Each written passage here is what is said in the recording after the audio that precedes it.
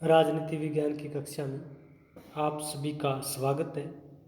आज के इस वीडियो लेक्चर में मैं आपको पर्यावरण प्रदूषण के बारे में बताऊंगा। पर्यावरण प्रदूषण से क्या अभिप्राय है, पर्यावरण प्रदूषण कितने प्रकार के होते हैं, पर्यावरण प्रदूषण के कौन कौन से कारण हैं, पर्यावरण प्रदूषण का जीव जंतुओं पर, पशु पक्षियों पर, मनुष्य पर, पेड़ पौधों पर क्या क्या प्रभाव पड़ता है, किस तरह से ये हमारे जीवन को प्रभावित करता है। एनवायरनमेंट पोल्यूशन क्या है, एनवायरनमेंट पोल्यूशन का मीनिंग, डेफिनेशंस, एनवायरनमेंट पोल्यूशन के टाइप्स, एनवायरनमेंट पोल्यूशन के कॉजेज, एनवायरनमेंट पोल्यूशन का ह्यूमन एटमॉस्फेयर, वाइल्ड लाइफ और अन्य जीवों पर जो इफेक्ट है वो किस प्रकार के हैं। तो आइए आज के लेक्चर में हम डिस्कस करते हैं पर्यावरण प्रदूषण के बारे में। पर्यावरणवाद, पर्यावरणवाद क्या है? पर्यावरणवाद का अंतर्राष्ट्रीय संबंधों में क्या महत्व है? अंतर्राष्ट्रीय संबंधों की विषय वस्तु में हम पर्यावरणवाद का अध्ययन क्यों करते हैं? पर्यावरण की समस्या कोई राष्ट्रीय समस्या नहीं है, स्थानीय समस्या नहीं है, बल्कि अंतर्राष्ट्रीय समस्या है और इसमें प्रत्येक राष्ट्र अपनी भूमिका का निर्वाह करता है। जैसे जैसे राष्ट्रों का आर्थिक और औद्योगिक विकास हुआ वैसे वैसे ही अंतर्राष्ट्रीय स्तर पर पर्यावरण संबंधी चुनौतियाँ और ज़्यादा बढ़ गई। मनुष्य की बढ़ती हुई भौतिकवादी प्रवृत्तियों ने पर्यावरण का अतिक्रमण किया है। मानव ने अपने विकास के लिए प्रकृति के संतुलन को बिगाड़ दिया। औद्योगिक एवं आर्थिक विकास तथा पर्यावरण शुद्धता परस्पर विरोधी बन गई। जितना अधिक आर्थिक विकास, जितना अधिक औद्योगिक विकास, पर्यावरण प्रदूषण उतना ही ज़्यादा वर्स्ट पोजीशन में, उतनी ही ज़्यादा बुरी स्थिति में। मानव का भौतिक विकास मानव के सर्वांगीण विकास के प्रतिकूल सिद्ध हो रहा है। विज्ञान और तकनीकी उन्नति ने मनुष्य को स्वार्थी एवं भौतिकवादी बना दिया। मनुष्य अपने विकास के लिए आने वाली पीढ़ियों के भविष्य की चिंता नहीं करता। वर्तमान समय में मनुष्य को केवल अपना विकास दिखाई देता है, आने वाली पीढ़ियों को की चिंता उसे नहीं है। इसलिए मनुष्य पृथ्वी, जल, वायु, आकाश को लगातार जो है अपने विकास के लिए दूषित कर रहा है, जबकि पृथ्वी, जल, वायु, आकाश को प्रत्येक प्राणी का अधिकार है और उसे प्रत्येक प्राणी का अधिकार मान करके ही उपयोग करना चाहिए। पर्यावरण की शुद्धता भविष्य के प्राणियों के लिए भी सुरक्षित रहेगी। आज हम पर्यावरण के प्रति पूरी तरह से सचेत नहीं होंगे तो आने वाली पीढ़ियों को गंभीर पर्यावरण प्रदूषण से संबंधित संकटों का सामना करना पड़ेगा। अंतर्राष्ट्रीय स्तर पर पर्यावरण की शुद्धता के संरक्षण एवं बचाव के लिए पर्यावरणविदों एवं सरकारों द्वारा अनेक सम्मेलन एवं संगोष्ठियाँ आयोजित की गई। लेकिन जिस तरह से पूरी दुनिया भूतापन, ग्लेशियर का पिघलना, बेमौसमी वर्षा, भूकंप, ज्वार भाटा इत्यादि प्राकृतिक चुनौतियों का सामना कर रही है, उससे लगता है कि भविष्य में पर्यावरणविदों एवं सरकारों को इस दिशा में व्यवहारिक प्रयास निरंतर जारी रखने होंगे। तभी पृथ्वी पर मानव जीवन सुरक्षित रह सकता है और दुनिया के राष्ट्रों का अस्तित्व बना रहेगा। तो अंतर्राष्ट्रीय संबंधों का और पर्यावरणवाद का गहरा संबंध है, दोनों एक दूसरे से संबंधित है। पर्यावरणवाद का जो विचार है, जो धारणा है, वो किसी एक प्रांत, किसी एक क्षेत्र, किसी एक राष्ट्र, किसी एक महाद्वीप तक संबंध नहीं है, बल्कि वो उसका नाता जो है पूरे पर्यावरण से है। उसमें सभी प्रकार के पर्यावरण से संबंधित साधन आ जाते हैं। प्रश्न उठता है कि पर्यावरण का अर्थ क्या है? पर्यावरण दो शब्दों से मिला है, परि जमा आवरण, जिसमें परि का अर्थ है हमारे चारों ओर। हमारे चारों ओर की जो चीज़ें हैं उसको परी कहा जाता है, और आवरण शब्द का अर्थ है जो हमें घेरे हुए हैं। इस प्रकार पर्यावरण का अर्थ हमारे चारों ओर जो चीज़ें वस्तुएं हमें घेरे हुए हैं उन्हें पर्यावरण कहते हैं। पर्यावरण के विषय में जो ज्ञान, शोध एवं सुधार के प्रयास किए जा रहे हैं उन्हें पर्यावरणवाद कहा जाता है। पर्यावरण को बनाए रखने के लिए, पर्यावरण को बचाने के लिए, पर्यावरण को शुद्ध करने के लिए, मानव कल्याण में आने वाली पीढ़ियों के सुरक्षित भविष्य के लिए जिस तरह के सुधार के प्रयास किए जा रहे हैं उन्हें ही पर्यावरणवाद कहा जाता है। पर्यावरण के अंदर वे सभी तत्व आते हैं जो व्यक्ति के जीवन को आजीवन प्रभावित करते हैं। विद्वानों ने अपने अपने दृष्टिकोण से परिभाषा दी है। वुडवर्ग ने कहा है कि पर्यावरण शब्द से हमारा अभिप्राय उन सभी बाह्य शक्तियों एवं तत्वों से है जो व्यक्ति को आजीवन प्रभावित करती हैं। वुडवर्ग कहते हैं कि बाहरी शक्तियाँ, बाहरी तत्व जो व्यक्ति के आजीवन प्रभावित करती हैं, यानी एक व्यक्ति को आजीवन शुद्ध हवा चाहिए, शुद्ध पानी चाहिए, शुद्ध मिट्टी चाहिए, और उसका सुनने की क्षमता न प्रभावित हो तो शोर रहित वातावरण चाहिए। और ये सब जो है चारों ओर का जो घेरा है उसमें कई प्रकार के ऐसे कारक हैं जो इस तरह की प्राकृतिक दशाओं पर नकारात्मक प्रभाव डालते हैं। टी.एन. खुशू का मानना है कि उन दशाओं का योग जो जीवधारियों के जीवन एवं विकास को प्रभावित करता है पर्यावरण कहलाता है। यानी जितने भी जीवधारी है उनके जीवन एवं विकास को प्रभावित करता है। जल प्रदूषित होगा तो हमारे जीवन को प्रभावित करेगा, वायु प्रदूषित होगी तो हमारे जीवन को प्रभावित करेगी। जितने जीवधारी हैं, पृथ्वी प्रदूषित होगी तो वो भी सभी जीवधारियों को प्रभावित करेगी। ध्वनि का प्रदूषण होगा वो भी जीवधारियों को प्रभावित करेगा। तो जितने भी जीवधारी है, सजीव है, जैसे पेड़ पौधे हो, पशु पक्षी हो, जीव जंतु हो, मनुष्य हो, सभी का जीवन जो है जिस तरह से प्रभावित होता है वो पर्यावरण कहलाता है। पर्यावरण के विषय में टोसले ने भी कहा है कि यह प्रभावकारी दशाओं का योग है जिसमें जीव रहते हैं। प्रभावकारी दशाएं कौन सी हैं, स्थितियां कौन सी है? जहाँ जीव रहते हैं, जीव क्या है, मनुष्य भी रह रहा है वहाँ पर, पेड़ पौधे हैं, जीव जंतु है, पशु पक्षी हैं, ये सब रहते हैं। और इसमें प्रभावकारी दशाएं कौन सी है? प्रभाव सबका पड़ता है। पानी शुद्ध नहीं है, हवा शुद्ध नहीं है, पृथ्वी शुद्ध नहीं है, चारों ओर वातावरण दूषित है, तो उससे जो है जीव नकारात्मक रूप से प्रभावित होते हैं। डगलस व हॉलैंड ने पर्यावरण के बारे में परिभाषा देते हुए कहा है कि यह उन सभी बाह्य शक्तियों एवं प्रभावों का सामूहिक तौर में वर्णन करता है जो प्राणी जगत के जीवन, स्वभाव, व्यवहार, विकास एवं परिपक्वता को प्रभावित करता है। प्राणी जगत में सभी आ जाते हैं जिनके अंदर जीवन है। एक तत्व, दो तत्व या पांच तत्व से जीवन का जहाँ निर्माण हुआ है, जीवन के स्वभाव को परिवर्तित करती है। मान लिया जाए हवा दूषित है तो हमारे स्वभाव को बहुत ही नकारात्मक बना देगी, हमारे व्यवहार पर नकारात्मक प्रभाव डालेगी, हमारा विकास सही ढंग से नहीं होगा, हमारी परिपक्वता जो है वो सही ढंग से दिखाई नहीं देगी। तो एक प्रकार से डगलस और हॉलैंड कहते हैं कि जो प्राणी जगत के जीवन के स्वभाव को, व्यवहार को, विकास को, परिपक्वता को प्रभावित करता है उसे पर्यावरण कहा जाता है। पर्यावरण के विषय में फिटिंग ने भी परिभाषा देते हुए कहा है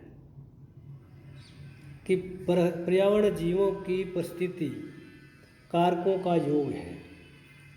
परिस्थिति क्या है कि एक ही तरह का वातावरण है।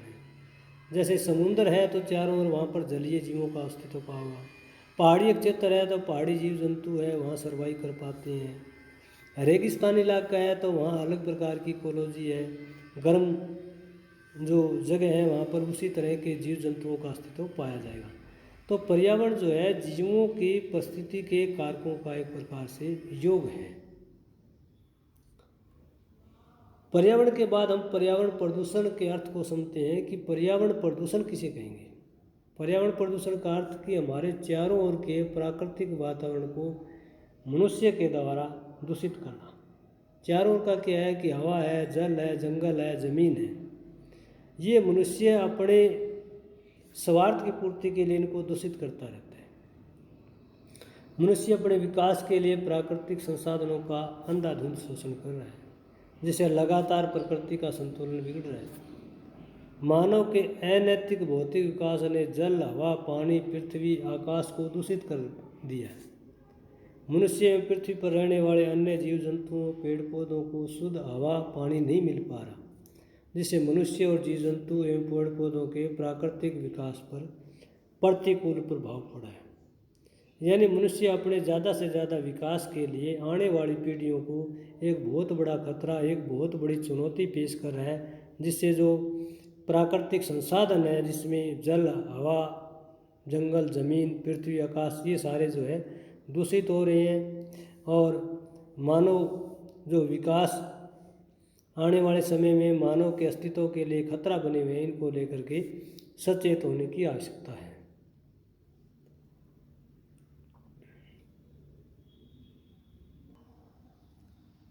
पर्यावरण प्रदूषण को लेकर के कई इसे प्रकारों में विभाजित किया जा सकता है। पृथ्वी पर एक तरह का प्रदूषण नहीं, कई तरह के प्रदूषण हैं। मुख्य तौर पर हम 4 प्रकार के प्रदूषणों का अध्ययन करेंगे। 4 प्रकार के प्रदूषण जो है, जल प्रदूषण, वायु प्रदूषण, ध्वनि प्रदूषण और पृथ्वी प्रदूषण। ये 4 प्रकार के मुख्य प्रदूषण हैं जो मनुष्य या जितने भी जीवधारी पशु, पक्षी, पेड़ पौधे सब हैं, उनके जीवन पर एक प्रकार से नकारात्मक प्रभाव डालता है। सबसे पहले हम जल प्रदूषण के बारे में जानेंगे कि जल प्रदूषण क्या है, जल प्रदूषण क्यों होता है, क्या क्या कारण है। जल प्रदूषण से अभिप्राय है कि जल में अनावश्यक एवं हानिकारक तत्वों का मिलना, गैर प्राकृतिक तत्वों से जल की प्राकृतिक शुद्धता प्रभावित होती है। मनुष्य अपने विकास के लिए उद्योगों, कृषि, घर व आसपास का कूड़ा करकट या विशेष अवशेष जल के साथ बहता है, तो इससे जल की प्राकृतिक क्षमता एवं गुणवत्ता नष्ट हो जाती है। इसी को जल प्रदूषण कहते हैं। जैसे किसान जो है खेत के आसपास जो कीटनाशक पदार्थ हैं, अवशेष बचे हुए हैं, वो नदियों बहा देते हैं। ग्रामीण क्षेत्रों में जितना वेस्ट पदार्थ है पशुओं का, विशेष करके बारिश के मौसम में, वो गाँव की जो गलियों में नालियाँ बनी हैं उनके अंदर बहा दिया जाता है। या बड़े शहर के किनारे पॉलीथीन और दूसरे जो वेस्ट पदार्थ है वो नहरों के आसपास उनमें बहा दिया जाता है। बड़ी बड़ी इंडस्ट्रीज है, नहरों के साथ जो इंडस्ट्री लगी हुई हैं, उनका सारा केमिकल, सारा वेस्ट पदार्थ जो बड़ी नदियों में बहाया जाता है, तो उससे जल जो है पूरी तरह से अशुद्ध हो जाता है। तो इसको जो प्राकृतिक स्थिति है जल की, वो पूरी तरह से प्रभावित होती है। इसमें अनेक प्रकार के हानिकारक तत्व मिल जाते हैं और वो हानिकारक तत्व जो है जल की शुद्धता को नष्ट कर देते हैं। और जो सजीव व्यक्ति, जीवधारी व्यक्ति, चाहे मनुष्य हो, पशु पक्षी, पेड़ पौधे, सब उस जल को ग्रहण करते हैं तो उसके शरीर पर नकारात्मक प्रभाव पड़ता है। अब प्रश्न उठता है कि जल प्रदूषण के कारण क्या है। जल प्रदूषण का कोई एक नहीं, बहुत सारे कारण हैं। जैसे औद्योगिक कचरा जो है जल प्रदूषण का एक मुख्य कारण है। जितने भी इंडस्ट्रीज है नदियों के आसपास, समुद्रों, झीलों के आसपास, उद्योग का जितना कचरा है, जितना वेस्ट पदार्थ है, वो सारा नदियों में, झीलों में, डैम्स के अंदर बहाया जाता है। उससे जल जो है पूरी तरह से दूषित हो जाता है। और जल जहाँ पर भी जाता है, जो भी व्यक्ति, जो भी पशु पक्षी, पेड़ पौधे, जहाँ पर भी उसका यूटिलाइजेशन होता है, प्रयोग किया जाता है, उसके जीवन पर नकारात्मक प्रभाव डालता है। जल प्रदूषण का दूसरा कारण है कृषि से जुड़े कीटनाशक व रसायन भी जल प्रदूषण का कारण है। यानी खरपतवार नाशक को लेकर के बहुत सारे कीटनाशकों का छिड़काव किया जाता है। वर्तमान समय में जो कच्ची नाली हैं उनके अंदर खरपतवार का नाश करने के लिए, फसलों के अंदर खरपतवार का नाश करने के लिए किसान कीटनाशक का इस्तेमाल करते हैं। और वहीं कीटनाशक का कुछ बचा हुआ भाग बह करके आगे नालियों में और कहीं चला जाता है तो जल को दूषित करता है। और दूसरे रसायन भी जितने डाले जाते हैं उनका कुछ पार्ट भी जो है जल में जाता है, और वो जल जहाँ भी जिसका भी यूज किया जाता है उस सजीव प्राणी के जीवन पर नकारात्मक प्रभाव डालता है। जल प्रदूषण का तीसरा महत्वपूर्ण कारण है मानव के दैनिक जीवन में प्रयोग होने वाली वस्तुओं के अवशेष जल में मिलने से जल प्रदूषित होता है। यानी हम रोज़मर्रा की चीज़ें जो है अपने जीवन में प्रयोग करते हैं, और रोज़मर्रा की चीज़ें वर्तमान जो भौतिकवादी युग है जिसे मॉडर्न युग कहा जाता है, उसमें ज़्यादातर जो है एक सभ्य व्यक्ति के रूप में जो पैकिंग वाली चीज़ों का ज़्यादा इस्तेमाल किया जाता है, चाहे वो फूड हो या लिक्विड हो।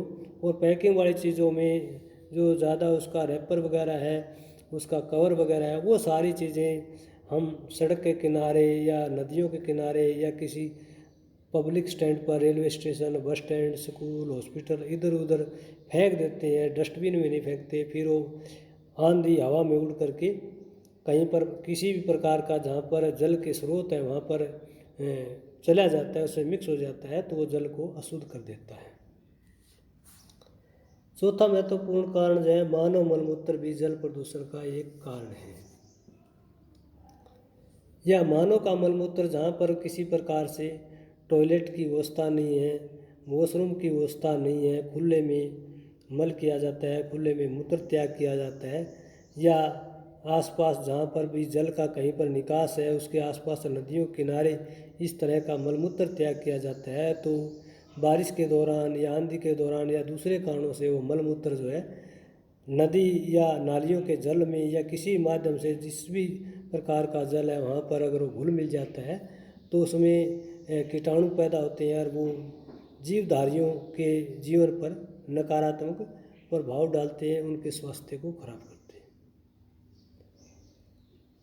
प्रदूषण के स्वरूपों में दूसरा महत्वपूर्ण प्रदूषण का प्रकार है वायु प्रदूषण है। वायु प्रदूषण से अभिप्राय है कि मनुष्य अपने विकास एवं सुविधाओं के लिए हवा की प्राकृतिक अक्षमता एवं शुद्धता पर नकारात्मक प्रभाव डालता है। भौतिक विकास ने वायु की शुद्धता को पूरी तरह से नष्ट कर दिया है। विकसित देशों में मानव को शुद्ध हवा उपलब्ध करवाने के लिए एयर पार्लर की व्यवस्था की गई है। जैसे ब्यूटी पार्लर है, वैसे ही शुद्ध हवा लेने के लिए वेस्टर्न कंट्रीज में पार्लर खुल गए हैं। वायु प्रदूषण क्या है कि वायु दूषित होती है, वायु की जो गुणवत्ता है वो काफ़ी प्रभावित होती है। जो प्राकृतिक हवा है, शुद्ध हवा है, जो तेज़ बारिश के बाद जो हवा चलती है वो काफ़ी शुद्ध होती है, क्योंकि पर्यावरण में जितने जहरीले कीटाणु होते हैं, धूल भरी जो गंदगी होती है, मिट्टी होती है, वो सारा बारिश के कारण ज़मीन में मिल जाता है और उससे हवा जो है हमें शुद्ध दिखाई देती है। तो वायु प्रदूषण क्या है कि वायु के अंदर नकारात्मक गैसें या दूसरी जो नकारात्मक तत्वों का मिलन है।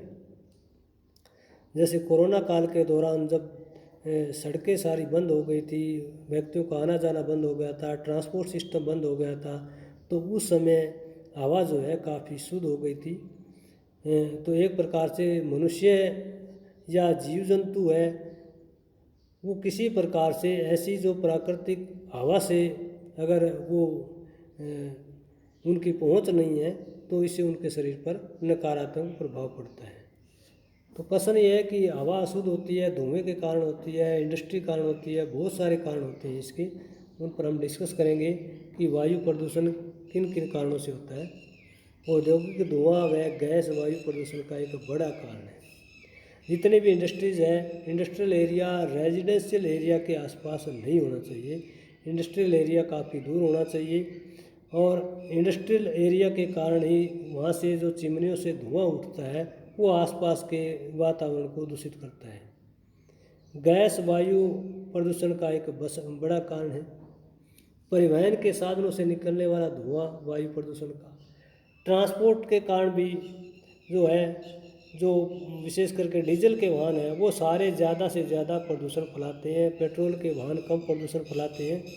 और हम देखते हैं कि दिल्ली में जब से मेट्रो ट्रेन आई, दिल्ली में जो वायु प्रदूषण का स्तर जो है काफ़ी कम हुआ है मेट्रो ट्रेनों के आने से।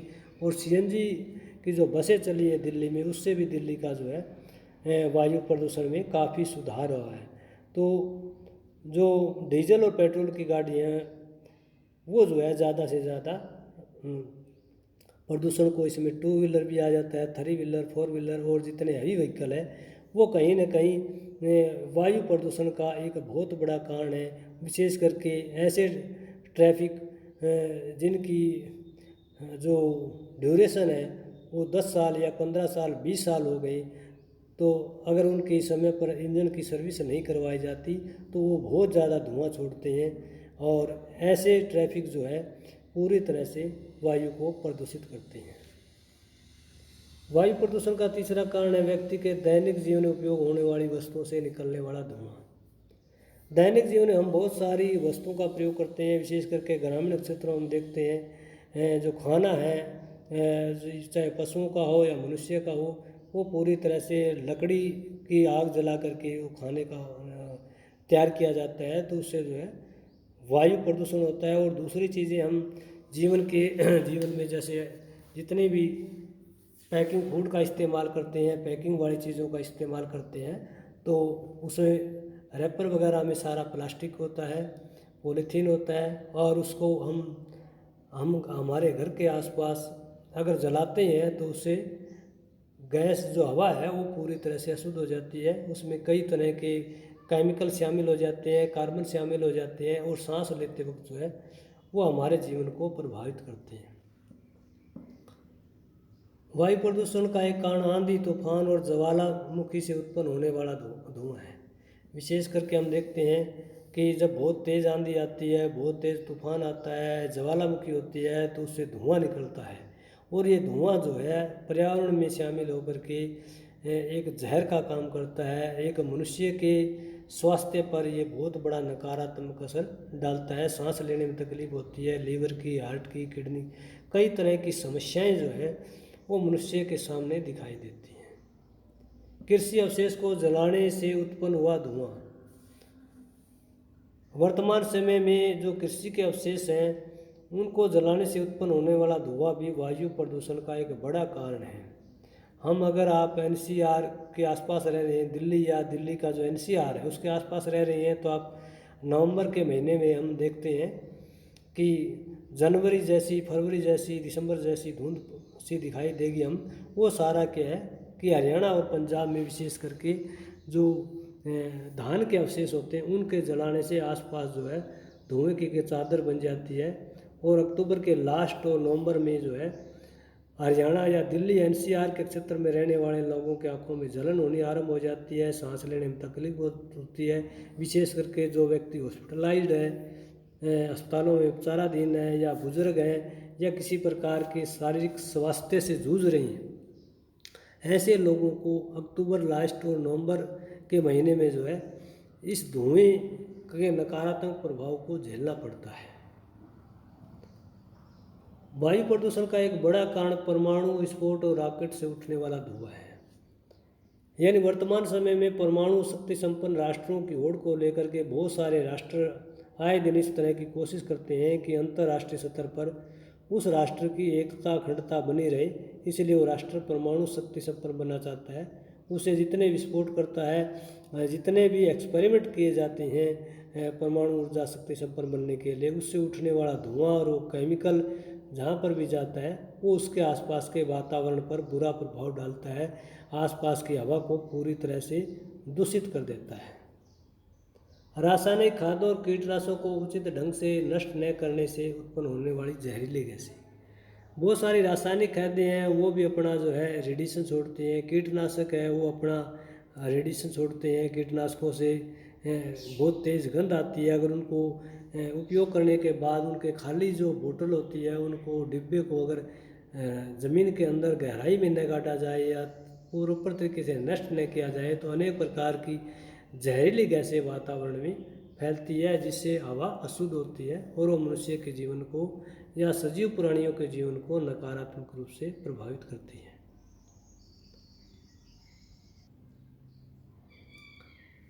तीसरे प्रकार का प्रदूषण पृथ्वी प्रदूषण है। पृथ्वी प्रदूषण से अभिप्राय है कि पृथ्वी की ऊपरी सतह की मिट्टी की गुणवत्ता व शुद्धता को नष्ट करना। पृथ्वी प्रदूषण से भूमि की उर्वरा शक्ति नष्ट होती है। पृथ्वी प्रदूषण के कारण मनुष्य और जीव जंतु एवं पेड़ पौधों के जीवन पर प्रतिकूल प्रभाव पड़ता है। पृथ्वी का प्रदूषण कैसे होता है?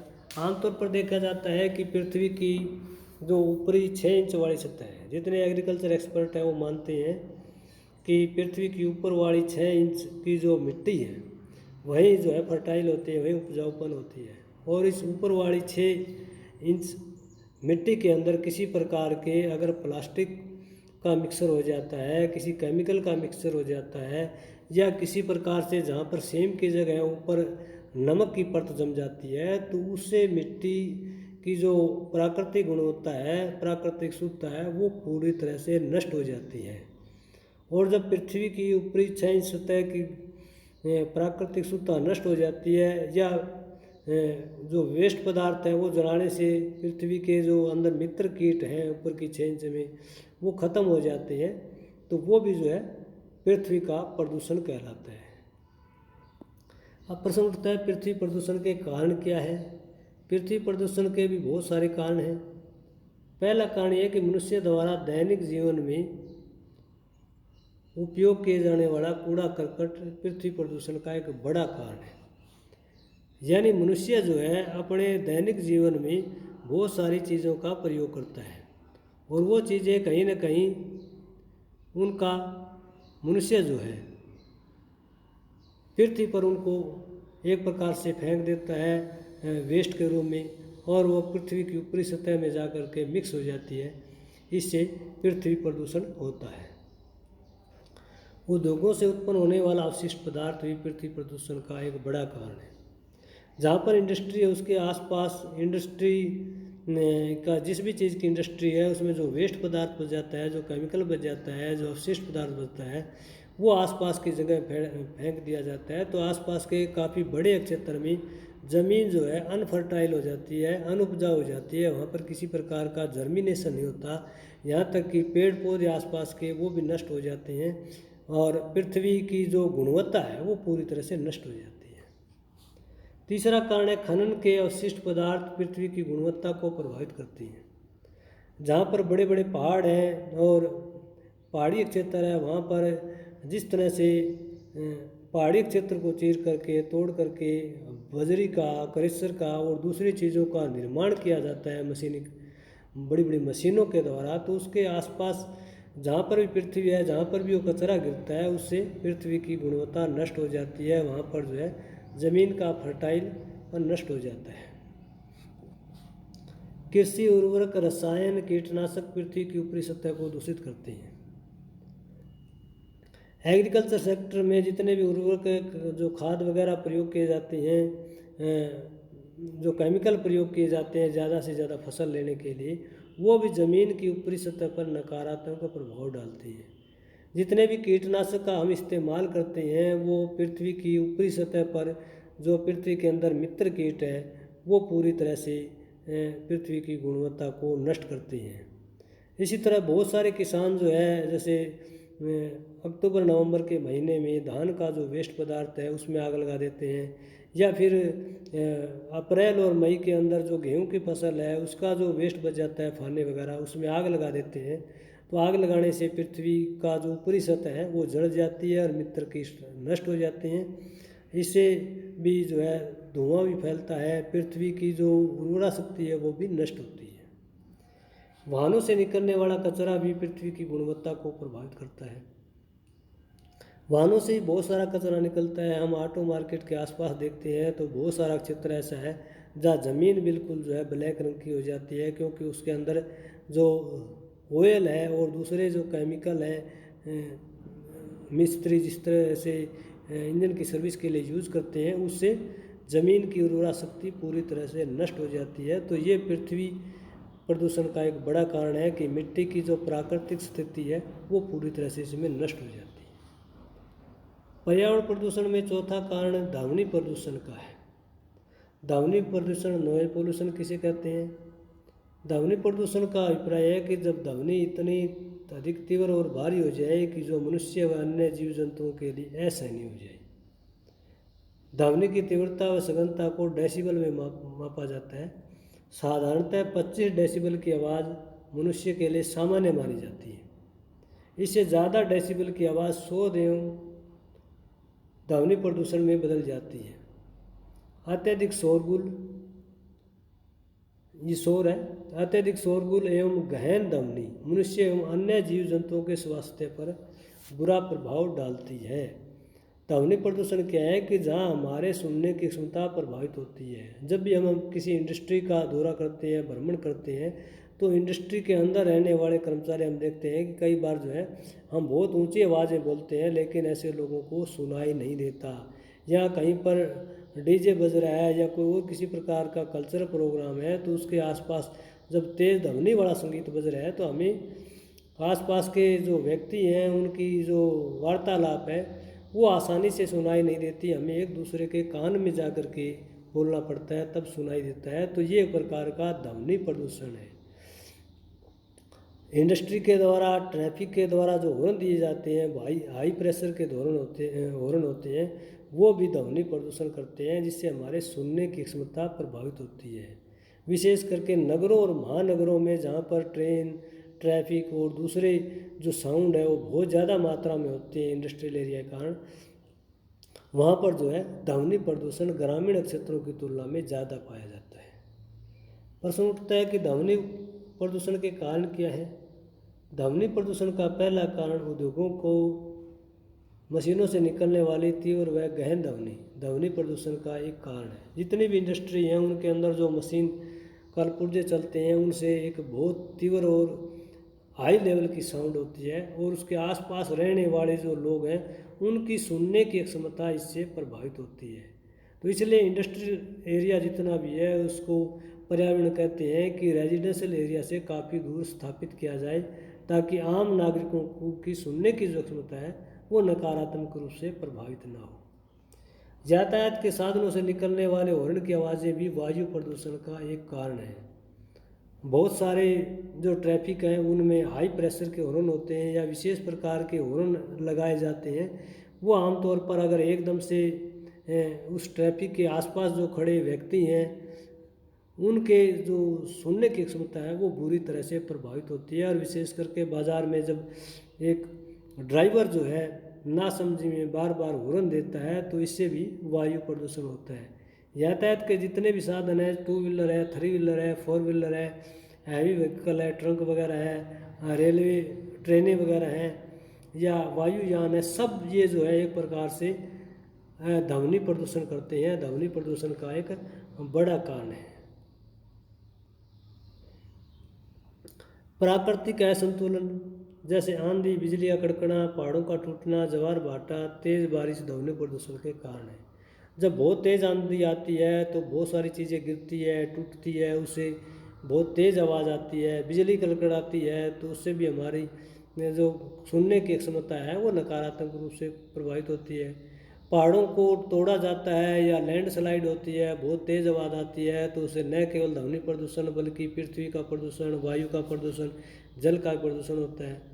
समुद्रों में ज्वार भाटा, उतार चढ़ाव आते हैं, उससे भी एक प्रकार से ध्वनि प्रदूषण होती है। जब तेज़ बारिश आती है उससे भी जो है ध्वनि प्रदूषित होती है। लाउड स्पीकर, संगीत यंत्र और मोबाइल फ़ोन भी ध्वनि प्रदूषण के कारण है। लाउड स्पीकर जो है धार्मिक संस्थानों पर जिस तरह से सुबह सुबह बहुत तेज़ आवाज़ में लाउड स्पीकर बजाए जाते हैं, धार्मिक संगीत का आयोजन किया जाता है, तो उस समय आसपास के रहने वाले जो लोग हैं वो सुनने की क्षमता से नकारात्मक रूप से प्रभावित होते हैं। जितने भी संगीत के यंत्र हैं अगर वो हाई वॉल्यूम में उनको बजाया जा रहा है तो वो भी आसपास के लोगों पर सुनने की क्षमता पर नकारात्मक प्रभाव डालते हैं। मोबाइल फ़ोन की घंटी या मोबाइल फ़ोन के अंदर जो साउंड है, जिस तरह से यूट्यूब वगैरह पर ओपनली हाई साउंड में चलाए जाते हैं, तो वो भी आसपास के व्यक्तियों की सुनने की क्षमता को प्रभावित करते हैं। कृषि व बागवानी यंत्र से होने वाला शोर भी ध्वनि प्रदूषण का एक कारण है। कृषि के अंदर ट्रैक्टर है और दूसरी जो चीज़ें हैं, बागवानी मशीनों से जो काम होता है, उससे जो शोर होता है, वो आसपास के लोगों की सुनने की क्षमता को नकारात्मक रूप से प्रभावित करता है। तो ये पर्यावरण प्रदूषण के 3 प्रकार: जल प्रदूषण, ध्वनि प्रदूषण, वायु प्रदूषण और पृथ्वी प्रदूषण। इनके प्रकार क्या हैं, कारण क्या हैं, अब हमें ये जानना बहुत ज़रूरी है कि जल प्रदूषण के कारण, वायु प्रदूषण के कारण, ध्वनि प्रदूषण के कारण, पृथ्वी प्रदूषण के कारण सजीव व्यक्तियों पर या जीवधारियों पर जिनका भी जीवन है, चाहे वो जीव जंतु हो, पेड़ पौधे हो, पशु पक्षी हो, मनुष्य हो, जिसने जीवन धारण किया है, जो सजीव प्राणी है, उसके जीवन पर किस प्रकार का प्रतिकूल प्रभाव पड़ता है, उन प्रभावों का हम अध्ययन करेंगे। सबसे पहले जो मनुष्य है उसके स्वास्थ्य पर क्या प्रभाव पड़ता है उसका अध्ययन करेंगे। मनुष्य के स्वास्थ्य पर पर्यावरण प्रदूषण का क्या प्रभाव पड़ता है। मनुष्य के स्वास्थ्य पर पर्यावरण प्रदूषण का प्रतिकूल प्रभाव पड़ता है। जल प्रदूषण, वायु प्रदूषण, पृथ्वी प्रदूषण और ध्वनि प्रदूषण से मनुष्य को कई तरह की शारीरिक समस्याओं का सामना करना पड़ता है। इससे व्यक्ति के फेफड़े, दिल, चमड़ी, आंतों व सांसों पर बुरा प्रभाव पड़ता है। उदाहरण के लिए नवंबर व दिसंबर के महीने में दिल्ली के राष्ट्रीय राजधानी क्षेत्र के लोगों को धान की पराली जलाने से, विशेष करके हरियाणा और पंजाब में, इससे इस क्षेत्र में रहने वाले लोगों की आंखों में जलन होती है, सांस लेने में तकलीफ होती है, धुएं कारण दृश्यता बिल्कुल कम दिखाई देती है, ट्रैफिक का एक प्रकार से जाम लग जाता है। ये सारी चुनौतियां जो है पर्यावरण प्रदूषण के कारण हो रही है, चाहे वो जल का प्रदूषण हो, वायु का प्रदूषण हो, पृथ्वी का प्रदूषण हो। मनुष्य के शरीर पर इसका विपरीत असर पड़ता है और यही कारण है कि पर्यावरण प्रदूषण के कारण जो है आए दिन हॉस्पिटलों की संख्या लगातार बढ़ती जा रही है, मरीजों की संख्या लगातार बढ़ती जा रही है। और इसके पीछे बड़ा कारण ये है कि मनुष्य अपने विकास के लिए प्रकृति की जो प्राकृतिक स्थिति है उसको लगातार नष्ट करने पर तुला हुआ है। अपने विकास के लिए दूसरों के स्वास्थ्य की ओर जो है कोई भी व्यक्ति ध्यान नहीं दे रहा है। इससे मनुष्य के स्वास्थ्य पर विपरीत असर पड़ रहा है। पर्यावरण प्रदूषण का दूसरा जो प्रभाव है वो सजीव प्राणियों पर भी पड़ता है। जितने भी सजीव प्राणी हैं, पशु पक्षी भी है, कीट पतंगे हैं, जंगली जानवर हैं, उन पर भी प्रतिकूल असर पड़ता है। सजीव प्राणियों को कई तरह की शारीरिक बीमारियों से जूझना पड़ता है। उदाहरण के लिए समुद्री जहाज़ों से समुद्र में तेल रिसने के कारण बहुत से समुद्री जानवरों का जीवन समाप्त हो जाता है। वायु प्रदूषण व ध्वनि प्रदूषण से इन क्षेत्रों में सजीव प्राणियों की अनुपस्थिति देखी जा सकती है। यानी पशु पक्षी, कीट पतंगे, जंगली जानवर जो हैं वो सबसे ज़्यादा प्रभावित होते हैं। हम देखते हैं कि नगरों और महानगरों में हमें जंगली जानवर, पशु पक्षी जो है बहुत कम दिखाई देंगे, क्योंकि वहाँ पर ध्वनि प्रदूषण होता है, जल प्रदूषण होता है, वायु प्रदूषण होता है। दूसरी ओर सुदूर पूर्व हम ग्रामीण क्षेत्रों में देखते हैं तो वहाँ पशु पक्षी, कीट पतंगे, जानवर जो है उनका ज़्यादा उपस्थिति पाई जाती है, ज़्यादा संख्या पाई जाती है। तो इसका एक बड़ा कारण जो है पर्यावरण प्रदूषण है। पर्यावरण प्रदूषण जो है न केवल मनुष्यों को, न केवल जीव जंतुओं को, बल्कि पेड़ पौधों पर भी इसका नकारात्मक असर पड़ता है। पेड़ पौधों का जीवन भी प्रभावित होता है। वायु, जल एवं पृथ्वी के प्रदूषण से पेड़ पौधे प्राकृतिक दृष्टि से पल्लवित व पुष्पित नहीं हो पाते। अम्लीय वर्षा से पेड़ पौधों का विकास रुक जाता है। धुएं से पेड़ पौधों के पत्तों की प्राकृतिक स्थिति नष्ट हो जाती है। उदाहरण के लिए उद्योगों के आसपास के पेड़ पौधे बुरी तरह से झुलस जाते हैं, उनका प्राकृतिक विकास पूरी तरह से अवरुद्ध हो जाता है। यानी पेड़ पौधों पर एक नकारात्मक असर हमें देखने को मिलता है। जहाँ भी इंडस्ट्रियल एरिया है उसके आसपास हम पेड़ पौधे देते हैं तो उन पेड़ पौधों के पत्ते हमें झुलसे हुए मिलेंगे। और जहाँ पर भी शहरी क्षेत्र है वहाँ पर या तो पेड़ पौधे मिलेंगे नहीं, जो पेड़ पौधे मिलेंगे वो पूरी तरह से विकसित नहीं हो पाते, क्योंकि ज़मीन के अंदर जो है उर्वरा शक्ति नहीं रहती। वहाँ पर ध्वनि प्रदूषण होता है, जल प्रदूषण होता है, वायु प्रदूषण होता है, पृथ्वी प्रदूषण होता है। इससे पौधों की विकास गति पूरी तरह से रुक जाती है। दूसरी ओर सुदूर क्षेत्रों में, ग्रामीण क्षेत्रों में जहाँ पर वायु प्रदूषण कम है, ध्वनि प्रदूषण कम है, जल प्रदूषण कम है, वहाँ पर पेड़ पौधे जो है एक प्राकृतिक गति से जो है उनका विकास होता है, वे फलते फूलते हैं तो उनको फलने फूलने का मौका मिल जाता है। तो पर्यावरण प्रदूषण जो है पेड़ पौधों पर नकारात्मक प्रभाव डालता है।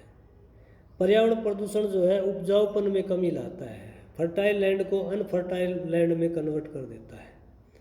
पृथ्वी के दूषित होने पर पृथ्वी की ऊपरी सतह के अंदर रहने वाले मित्र कीट कमज़ोर या समाप्त हो जाते हैं, जिससे पृथ्वी की उर्वरा शक्ति कमज़ोर होती है। हम अपने चारों ओर देखते हैं कि जहाँ पर ज़मीन जो है सेम की ज़मीन हो जाती है, जहाँ पानी का लेवल ऊपर हो जाता है और ऊपरी सतह पर नमक आ जाता है, तो वहाँ पर कई कई वर्ष तक जो है किसी प्रकार की फसल नहीं होती, पानी खड़ा रहता है और ज़मीन में नमी की मात्रा, नमक की मात्रा ज़्यादा हो जाती है, तो इससे भूमि की उर्वरा शक्ति नष्ट हो जाती है। दूसरी ओर शहरों के आसपास हम देखते हैं कि पॉलीथीन और न गलने वाला जितना भी कचरा है वो पृथ्वी की ऊपरी सतह को ढक देता है, जिससे पृथ्वी का उपजाऊपन नष्ट हो जाता है। शहरों के आसपास हम देखते हैं कि बहुत सारी भूमि पॉलीथीन के कारण जो है, जो ऊपरी सतह में पॉलीथीन मिक्स हो जाता है, वो लंबे समय तक गलता नहीं है, रिसाइकलिंग उसका नहीं हो पाता है, तो इससे धरती की उपजाऊपन जो है शक्ति वो कम हो जाती है। नमकीन पानी से भी भूमि की उपजाऊपन जो है वो कमज़ोर होता है और इसमें उत्पादन की मात्रा बिल्कुल कम हो जाती है।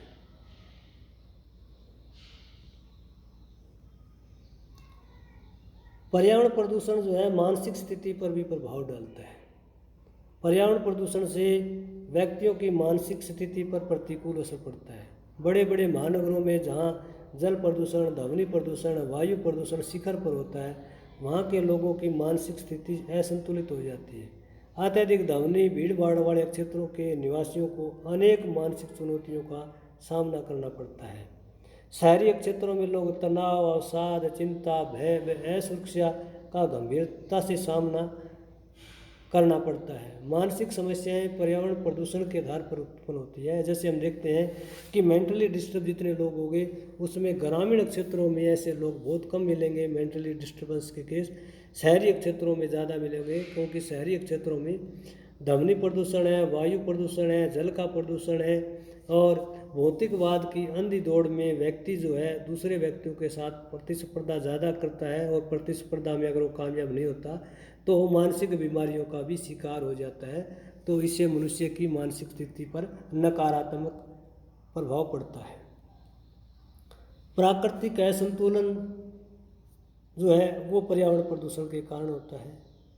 उदाहरण के लिए जिस तरह से औद्योगिकरण होता है वैसे वैसे जंगलों का सफाया हो जाता है, पेड़ पौधे कम हो जाते हैं और पेड़ पौधों पर आश्रित सभी सजीव प्राणियों का जीवन प्रभावित होता है। औद्योगिकरण से वायु प्रदूषण होता है, जिससे प्रकृति में कई तरह के उतार चढ़ाव आते हैं। यानी एक प्रकार से जैसे जैसे मनुष्य विकास करता है वैसे वैसे वो प्रकृति से दूर हो जाता है। हम शहरी क्षेत्रों में देखते हैं तो शहरी क्षेत्र और ग्रामीण क्षेत्रों का तापमान में बहुत ज़्यादा अंतर दिखाई देता है, क्योंकि शहरी क्षेत्रों में जो तापन की स्थिति है, जो ग्लोबल जो वार्मिंग जिसको हम कहते हैं, या यूँ कहें कि वहाँ का तापमान जो है ज़्यादा इसलिए होता है कि वहाँ पर इंडस्ट्रियल एरिया होता है, कंक्रीट के मकान होते हैं, पेड़ पौधों की संख्या कम होती है, प्राकृतिक जो जगह है उसकी कमी होती है, चारों ओर जो है आवासीय बस्ती होती है, इंडस्ट्रियल होती है या ट्रैफिक का शोर होता है, तो उससे प्रकृति का जो है पूरी तरह से असंतुलन हो जाता है और इस असंतुलन जो है वो पूरी तरह से मनुष्य और पेड़ पौधों और जीव जंतुओं के जीवन को प्रभावित करता है। पर्यावरण प्रदूषण जो है मौसम में भी परिवर्तन करता है।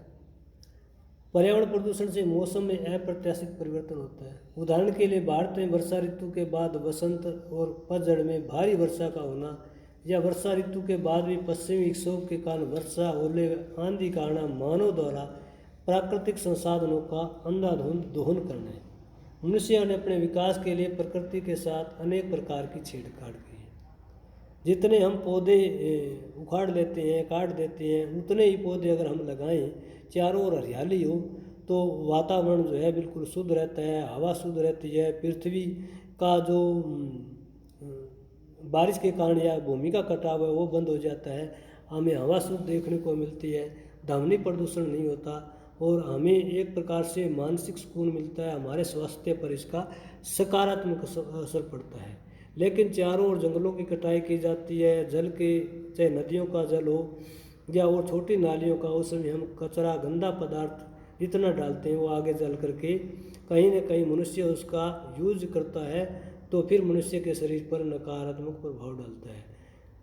तो प्राकृतिक पर्यावरण के कारण हम देखते हैं कि बेमौसमी बारिश होती है, अम्लीय वर्षा होती है, कभी तेज आंधी आ जाती है, बिजली गिरती है, बहुत सारा प्राकृतिक असंतुलन होता है और मौसम जो है परिवर्तित होता है, जिससे फसलें भी नष्ट हो जाती है। तो ये एक पर्यावरण प्रदूषण का नकारात्मक प्रभाव है।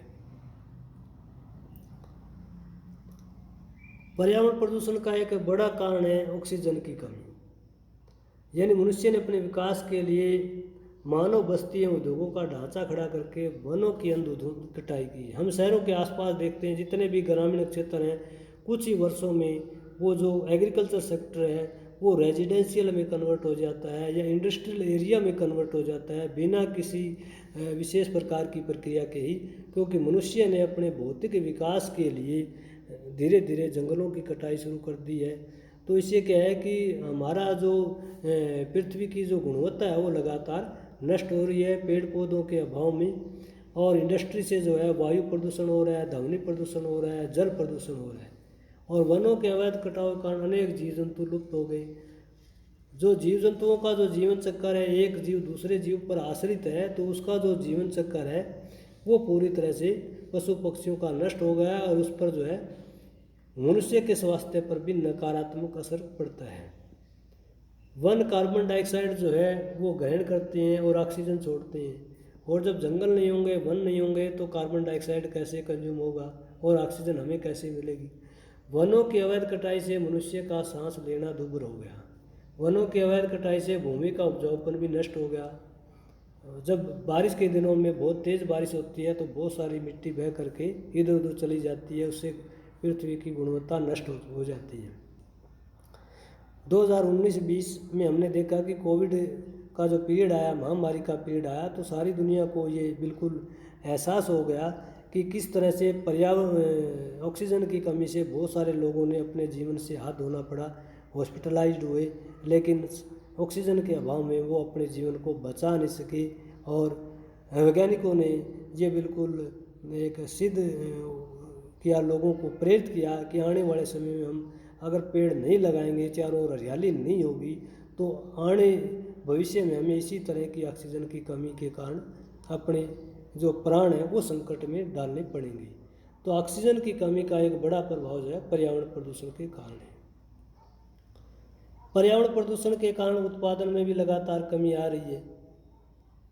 पर्यावरण प्रदूषण के कारण न केवल कृषि क्षेत्र में बल्कि औद्योगिक क्षेत्र में भी उत्पादन में निरंतर कमी आती है।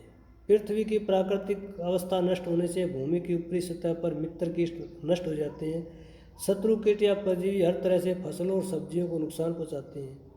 औद्योगिक क्षेत्रों में कार्यरत कर्मचारी प्रदूषण के कारण अपना सर्वश्रेष्ठ प्रदर्शन नहीं कर पाते, उनको कार्य क्षमता और कार्य कुशलता नकारात्मक दृष्टि से प्रभावित होती है। जब किसी इंडस्ट्री में कार्य कर रहा व्यक्ति, उसको शुद्ध हवा नहीं मिलेगी, शुद्ध पानी नहीं मिलेगा, उसको ज़्यादा डेसिबल वाली आवाज़ सुनने को मिलेगी, तो वो मानसिक और शारीरिक स्वास्थ्य पर नकारात्मक प्रभाव पड़ने के कारण वो इंडस्ट्री की प्रोडक्शन है वो भी नकारात्मक रूप से प्रभावित होगी। 10वां महत्वपूर्ण प्रभाव है मानव जीवन का असंतुलित होना। यानी प्राकृतिक पर्यावरण के प्रदूषण के कारण मानव जीवन निरंतर असंतुलित हुआ है। प्राचीन समय में जब मनुष्य भौतिकवाद की ओर आकृष्ट नहीं था, तब उसका जीवन शांतिपूर्ण, खुशहाल व एकाग्रचित था, जबकि जीवन की मूलभूत आवश्यकताओं की पूर्ति भी बड़ी कठिनाइयों से पूरी होती थी। प्रत्येक व्यक्ति को रोटी, कपड़ा और मकान जैसी जो आवश्यकताएं हैं उनके लिए बहुत ज़्यादा संघर्ष करना पड़ता था। लेकिन वर्तमान भौतिकवादी और औद्योगिक युग में मनुष्य ने विकास की अंधी दौड़ में अपने को पारिवारिक, सामाजिक और अंतर्राष्ट्रीय दायित्वों से पूरी तरह से भुला दिया। व्यक्ति केवल अपने व्यक्तिगत क्षेत्र या अपने परिवार तक सीमित हो गए, और व्यक्ति अपने स्वार्थ के लिए प्रकृति का अंधाधुंध दोहन कर रहा है, जबकि पिछली पीढ़ियों से जल, जंगल, जमीन व हवा एक तरह से उत्तराधिकार के रूप में प्राप्त हुई। जब हम आने वाली संतानों के लिए शुद्ध जल, शुद्ध वायु, शुद्ध पृथ्वी को महत्व को भूलकर अपने विकास से सकाशोंद होकर के अगर इस तरह से नष्ट करेंगे, तो आने वाली पीढ़ियों के लिए एक गंभीर जो है नुकसान होगा। आने वाली पीढ़ियों के जीवन के अस्तित्व के लिए बड़ा खतरा होगा। अगर समय रहते हमने जल, जंगल, जमीन, हवा, पानी इन सब को शुद्ध नहीं रखा, इनके प्रति हम जागरूक नहीं हुए, इन जो पर्यावरण प्रदूषण को फैलाने वाले जितने कारक हैं उनके प्रति हमने ध्यान नहीं दिया तो आने वाली पीढ़ियाँ जो है गंभीर परिणाम भोगेगी, जिससे मनुष्य का जो है पृथ्वी से अस्तित्व खत्म हो सकता है। तो आज का हमारा ये लेक्चर था कि पर्यावरण प्रदूषण क्या है, पर्यावरण प्रदूषण का क्या अर्थ है, पर्यावरण प्रदूषण के विषय में विभिन्न विद्वानों के क्या दृष्टिकोण है, पर्यावरण प्रदूषण कितने प्रकार के होते हैं, पर्यावरण प्रदूषण के कारण क्या है, पर्यावरण प्रदूषण के प्रभाव क्या है। तो पर्यावरण प्रदूषण से संबंधित आज का ये बहुत ही इंटरेस्टिंग टॉपिक था और ये रेलेवेंट है पूरी तरह से। आज हम अपने चारों ओर जिस तरह से मनुष्य ज़्यादा से ज़्यादा हॉस्पिटलाइज हो रहे हैं तो उसके पीछे बहुत बड़ा कारण प्राकृतिक पर्यावरण के नष्ट होने का है। पर्यावरण प्रदूषण उसका बड़ा कारण है। तो पर्यावरण प्रदूषण से संबंधित आज का ये वीडियो लेक्चर आपको कैसे लगा कमेंट करके ज़रूर बताइएगा। अगर ये लेक्चर आपको पसंद आता है तो लाइक कीजिए, अपने मित्रों के साथ शेयर कीजिए और मेरा ये यूट्यूब चैनल जो है सब्सक्राइब करना न भूलिए ताकि आने वाली हर नई इंटरेस्टिंग वीडियो आपके पास आसानी से पहुंच सके। धन्यवाद।